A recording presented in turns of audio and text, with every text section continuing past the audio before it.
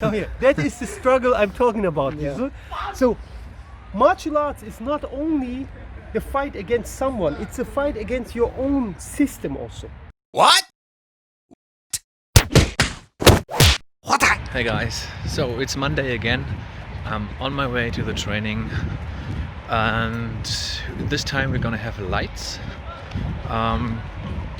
We didn't test them yet, so this will be a kind of an experiment, but I'm sure it will be fine. So let's check it out.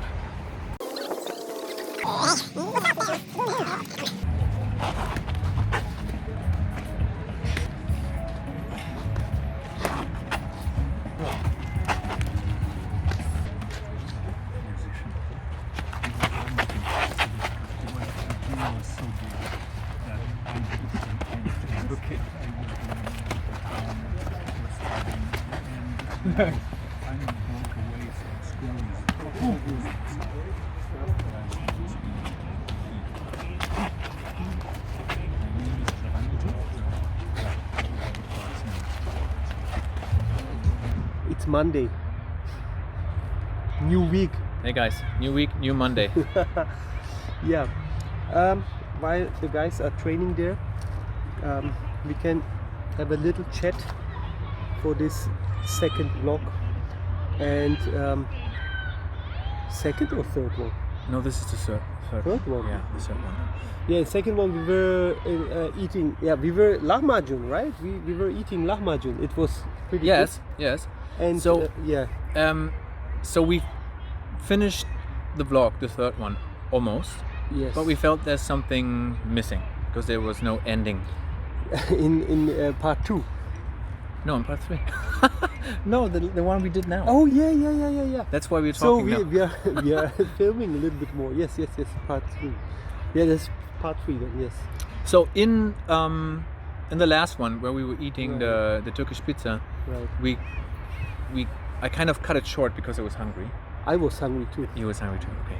And what was the topic? you were talking about, or I asked you if you feel like sometimes you want to compete again, you want to Oh, yeah, challenge yeah. yourself maybe Right.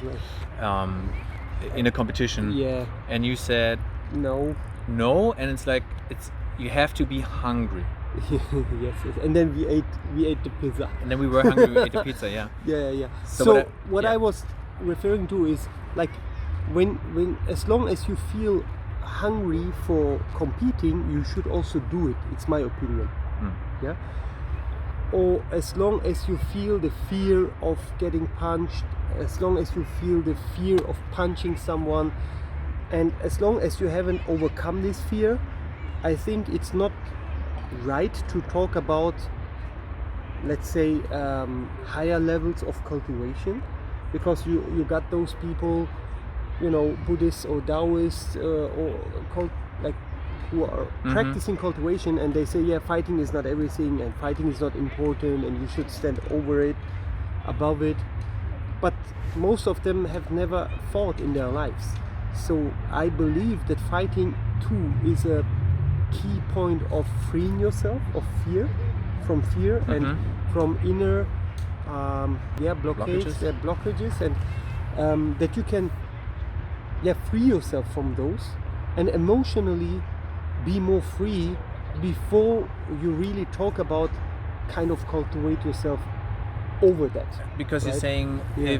if you say, oh no, competing is not for me, or competing, maybe you don't believe in it, Yeah, many and people then say that. I'm above it, you think you're above it, then it means if you cannot be sure if you're afraid or not. Exactly. Maybe you're saying that until you do it. yeah. Until you have been through it. So a lot of people really scare it, but they don't They find a reason not to do it they find because they're scared. excuses in cultivation. They find excuses in Taoism and say, but Taoism is peacefulness and you shouldn't go fight someone, you shouldn't go with your emotions. But in the underlying emotion of that excuse is the fear of getting punched in the face. For those people, I personally, and for myself also, that's why I have competed a long time, and until I really felt I don't need it anymore. I really feel I feel comfortable with fighting, and I don't feel this fear anymore. So I say to myself, it's good to get better still, have sparring, crossing hands with friends or other people who you don't know, but really competing as it is, it's not necessary anymore for me. And you know, and when you say fear, you're not talking about before a fight that you get excited and that's true, because it is included inside this emotional struggle what I'm talking about. You know, like being completely nervous, don't know what to do, having like shaky legs and all that. If the fear overwhelms you. Exactly. Okay. So when that is still there, I say go and fight. I say go and compete until it is not there, until you learn a way to control all that, and you have a way for yourself. You find out how to separate yourself, your true self, from the emotional self. That you can see yourself in two different layers, and can say, okay, that is the self that fears, and that is my true self. You know. Which doesn't mean that the true self doesn't include fear. Of course it does. Okay. Yeah. But you now talk about in the context of a martial artist, right? Yes, because you mentioned yes. Buddhists, Yeah, and if you're like, maybe you say I'm a Buddhist martial artist. Yes, but if you're not a martial artist, or even if you're a martial artist, isn't it okay to be afraid just if you know that you're aware of it? They say like, I'm not fighting now because I'm too scared. If you admit that to it's yourself, absolutely okay. If you are not a martial artist and you don't do this as as a professional, you let's say in your cultivation, there are millions of other ways how you overcome this fear. You know, so in that case, fighting would be only one of 1 million different possibilities.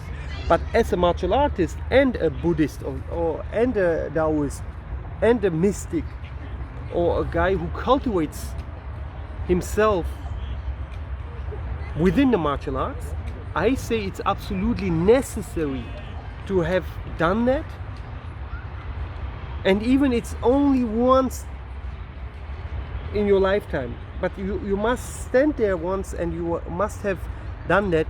And it is not only the fight itself that you must overcome, it is also a lot more. Your friends, they're witnessing what's happening there, and the fear of failure, the fear of mistakes, the fear of not being able to empower everything and manifest all what you have learned. All that must be worked out in order to understand this fear, and in order to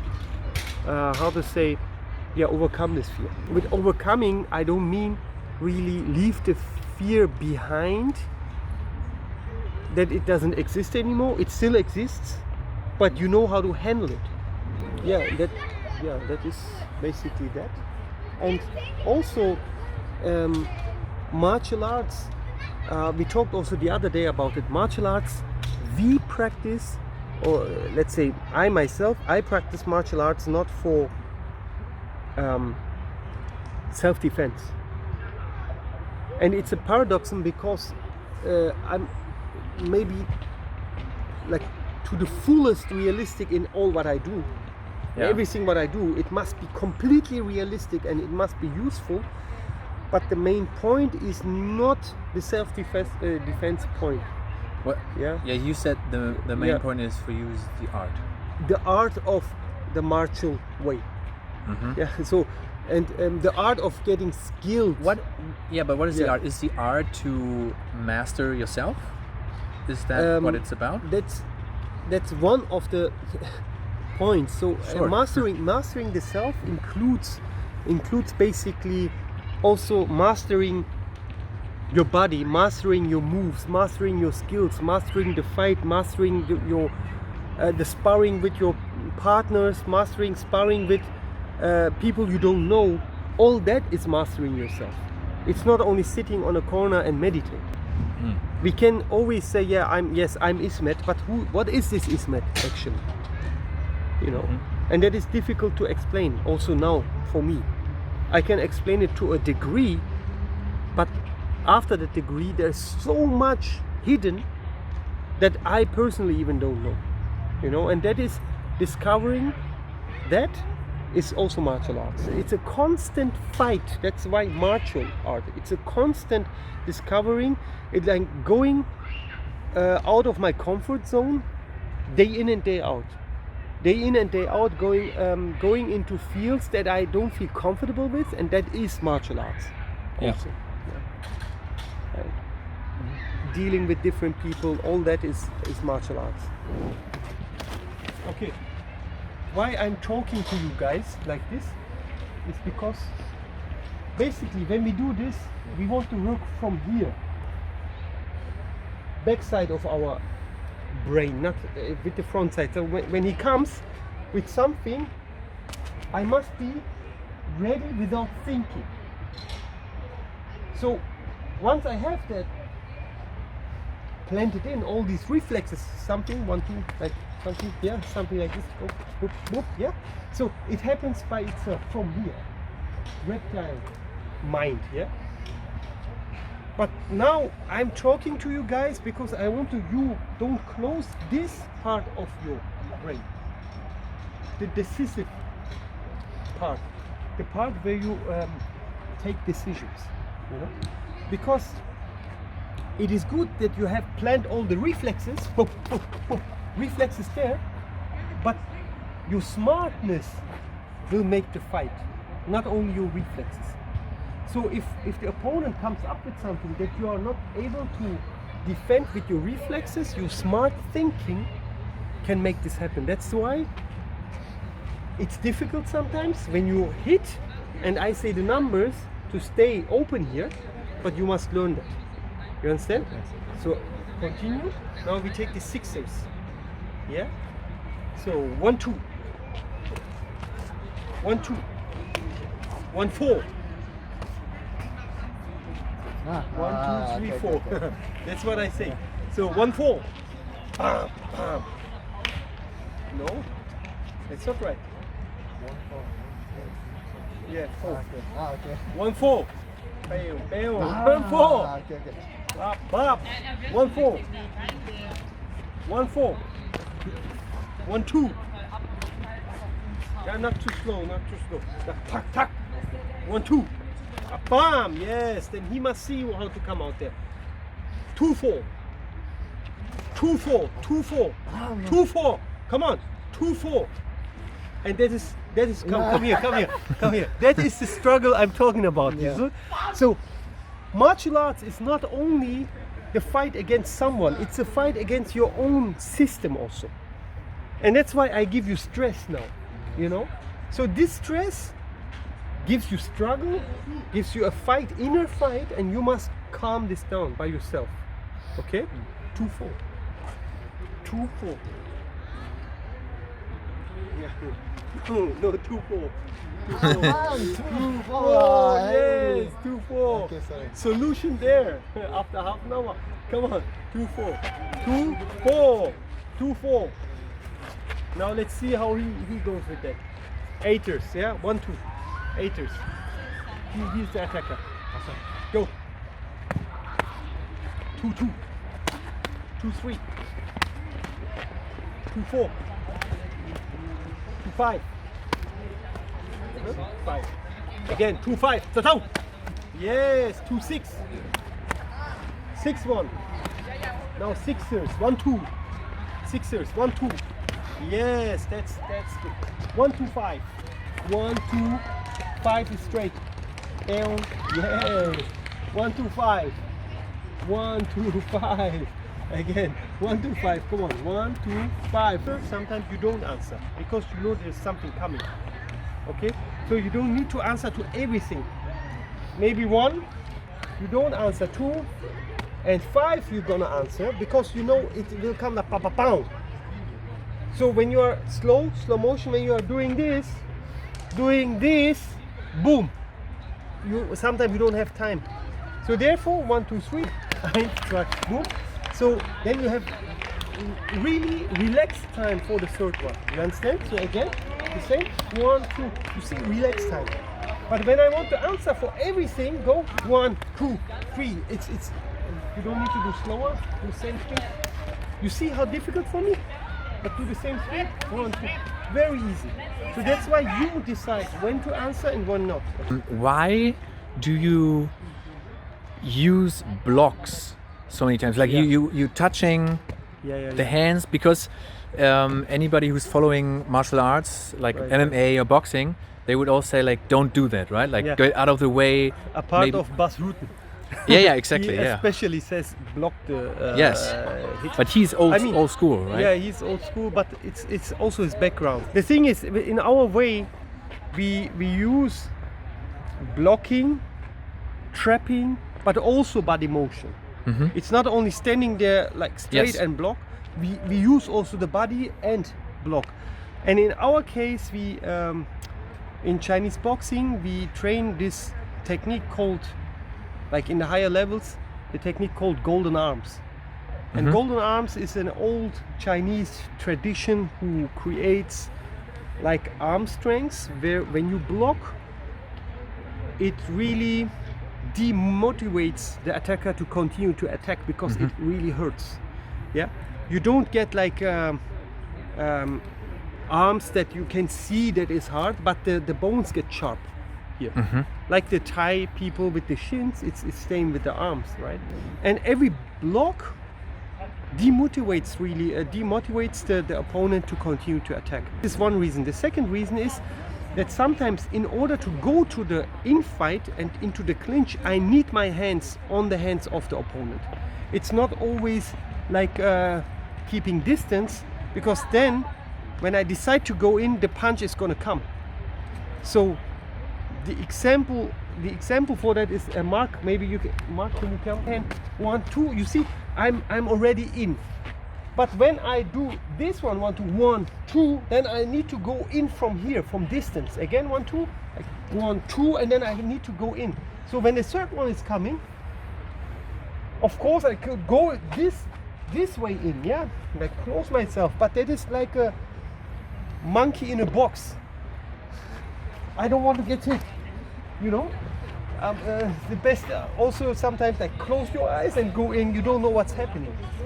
So while I'm blocking, when he's coming with something, look, I see everything, and I can immediately go into the close range, even though he comes with both hands, like boom, boom, boom, something like this, pop, pop. You see, boom. I have my hands on his hands. That's why my hands and my body knows what's happening next, even though I don't do anything when he's going to punch me again. You see, I'm always immediately in contact, and with my sensitivity I can go into the clinch distance. Thanks. The reasons. It's not the only reason, but as I said, one reason is the hardening. The other reason is also having contact.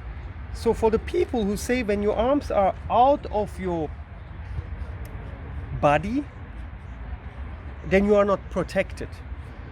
That is true when you follow a mindset, a fighting mindset, that polster, how to say, they use their arms and their hands and their elbows as hitting polster. A cushion, or like a pad. Or... Yeah, like a pad on your body, and take all the punches. But for me, as a small fighter, this goes only to the degree that I meet one guy who's like 95 kilos, 110 kilos, and then even I help myself close, the punch will still shake my body.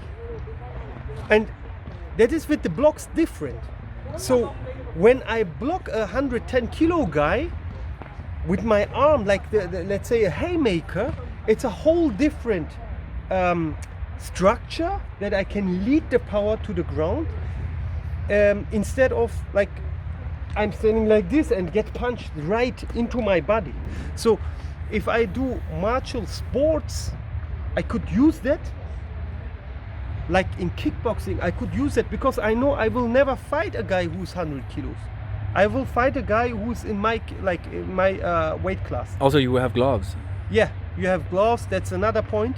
So without gloves, the blocking thing is really the structure that you used, how to bring the power of the opponent down to the ground, and then go at him in a close range. The idea is either be completely out of the range. That would be the best thing. Would be you are on the other side of the street. That would be the best. Or if you are already in contact, you are in the range that his punches don't hurt you anymore, and that's very close to him. And that is the elbow distance, clinch distance, takedown distance. Light check. 1, 2. Yeah, this is been, yeah. And then this comes from here. It's perfect, like behind the cam, you know. Yeah. Okay. Okay, attaching the lines.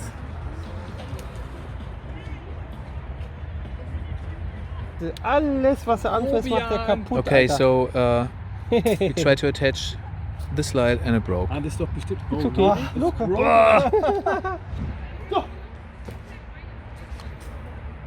Go. Come a little bit forward. Stand like this.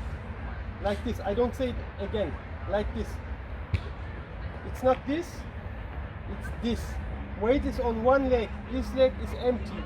Here you can do this. This is empty. Okay. Ready? Empty. Go. Everybody has the speed of Norman. Go.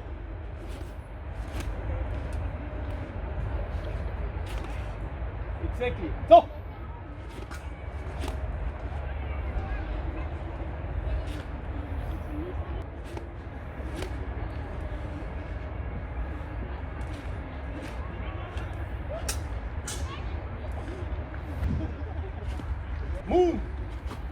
Move. Fire. Water. Fire. Moon. Wind. Heaven. Moon, wind. Wind, moon. Wind, fire. So, what's up with the moon, wind, heaven? Yeah, this is our. We refer to the hits and to the directions with the trigrams. This is an old Wudang sword, let's say, method to have a language that everybody who has the system understands. So we have 9 directions in Wudang sword. These are main directions, and then we have 13 principles. These 13 principles can be like appear within these 9 directions. So the 9 directions, they are set together out of the Xian Tian Bagua. Xian Tian Bagua means pre-heavenly Bagua. There are 8 trigrams. Yeah, this is heaven, earth, wind, moon, fire, water. Here you have the mountain, and here you have the thunder. And in the middle means the stabbing can be down, middle, up. It's all Taiji. Yeah. So because the Taiji symbol is in the middle of the Bagua. Yeah. And these are the 9 directions. So we use this here, that we have the language. So if you see Eskrima Kali, they have also their own language. Some just have numbers 1, 2, 3, angle 1, angle 2, and stuff like this. And instead of saying this angle 1, angle 2, we have our angles. These are the 9 angles. And the first angle, in opposite to most other stick fighting systems, the first angle doesn't start here. In our system, it starts with the backhand. Yeah, up here. This is the second one. Yes. And that would be the first one. That would be. This would be moon. From my perspective, trigram moon, because the trigram moon is exactly there. There, meaning like you have the 8. Yes. Like the Bagua. The 8 trigrams. Up is heaven, down here is earth, water, fire, wind, moon, mountain, and thunder down here. So according to these 45 angle changes, we have the different names to the different hits. Yeah. All right. So that's why when we say thunder, everybody knows that's this angle here from down to up. Yeah. When we say wind, it's down this one. Yeah, mostly angle 1 in Kali, and for us this is the angle 2. All Wudang sword systems you can bring together with this system. Yeah, Qi Xingjian, Xingjian, Beidou Xingjian, Danjian, Danpaijian, all these forms and systems, because every form in Wudang Pai has an own system of how to fight. But the directions within all those are these 9 directions and the 8 trigrams. Because they say all same. Okay, because I was thinking it's used in Taiji and it's used in Bagua. Yes. So they already. I was wondering if that is. They use in Taiji as energies in terms of energy, but not the directions of a hit. Okay. Right. And in Baguajang, it is the way of the palm change. It's used what kind of a method you use within the palm change, but in Wudang sword it's used for the direction. It's also like, you can understand it like a peekaboo style when Castamado taught Mike Tyson the numbers. So only Mike Tyson himself knew when Castamado or his other trainer said like 525 or 127, 775 or something like this. He knew what to do. The Wudang system, or the people who practice the system and who are within the clan, they know when I say fire, they know immediately it's this slice here, right? But you wouldn't know. I mean, you know it, you are Claudio, but other people wouldn't know it, and they wouldn't know what I'm talking. So it is a language basically that the clan knows, and outside the clan nobody knows. Even though I explain it, only when you drill it you know it. You don't know it because you hear it one time. Yeah. All right. Because it's something what goes into your heart and into your system. And when the name comes up, when the trigram, boom, the action is already there. Yeah. So only the people who really drill the system, they have it. Oh. It's all. Go. Time. This technique, what we do, slice, shield, slice. Yeah. So it is a drill. He does the same, I do the same. That's why we are not hitting each other. Yeah, this shielding is still too much open, but it's okay now. Now this simulates a defense. What we do, that's a defense. So if he is attacking here, that is the simulation. But the slice here, attack, that doesn't hit me. That hits me. Yes, come close and hit. Yes, stop here, come close and show that you can hit me. Yes, go back and again. That is the attack, exactly. So if the attack comes like that, go 1, 2, 3. That is our technique, what we are doing here. Of course, we are doing it slowing down right now. Slow, slow. 1, 2, shielding, and slice. Okay? So, and I want to practice this in this distance right now. So one guy is attacking the backhand. Boom! Exactly this distance. Yeah? So your slice goes not on his weapon. Go, it's on his arm. And then arm, shielding, arm, and then the throat, yeah, or the neck. So when he goes, 1, 2, 3. I try to not hit you now because you have no beautiful gloves. And 1, 2, 3. Okay. So normally when this thing comes here, that's the action here. Second action, shield. It's also his arm. And this is here for, I don't know what he's gonna do here. But then from here, it's like a whip, like a whip going down, and there I'm in Chilinbu, Xiao Chilinbu, okay? Now, we do the same, Slice, Shield, Slice, wie vorhin dasselbe. Beide Stöcker treffen und go. And again. Again. Yeah, again. And again. And again. So if this attack comes, boom, boom, I got my stuff ready. Okay? I think that's good. Yeah. That's good. Good. Okay, guys. The And end. The end of number. Now you say it 3. It's number Okay. 3.